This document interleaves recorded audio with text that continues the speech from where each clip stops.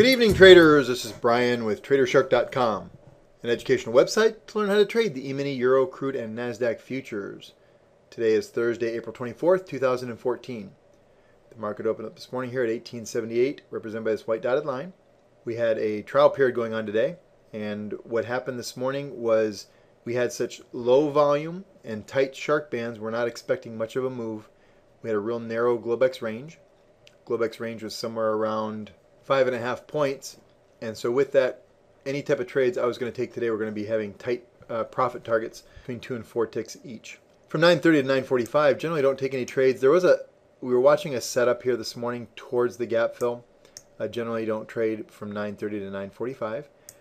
There was a nice trade setup. It happened awful fast. I don't expect anybody to have gotten into this trade. You can almost see the spike. It spiked so quickly and then dropped so fast.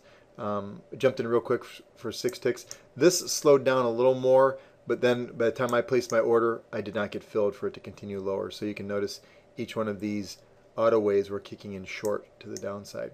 The trade this morning, there was really tight shark bands, and when that occurs, we do tend to see a lot of sideways motion, so there's no real conviction to be able to jump in long or short. That's why, again, I wasn't shy taking 6 ticks here, 6 ticks there. Again, 2 and 4 to the downside.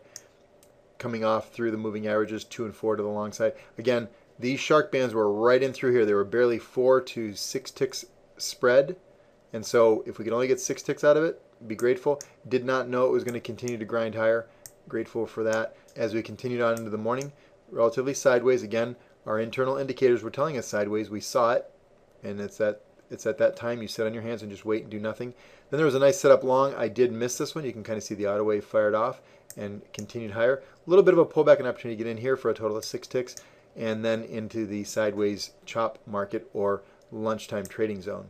Notice the sideways motion.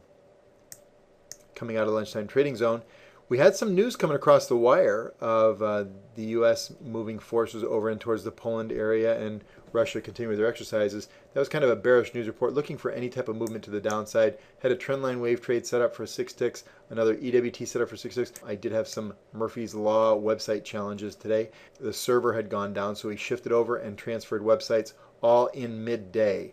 So if any of you had problems getting to the websites, we're all up and running. We were about 6 o'clock this evening. So if you have any questions, please feel free to check out the website again.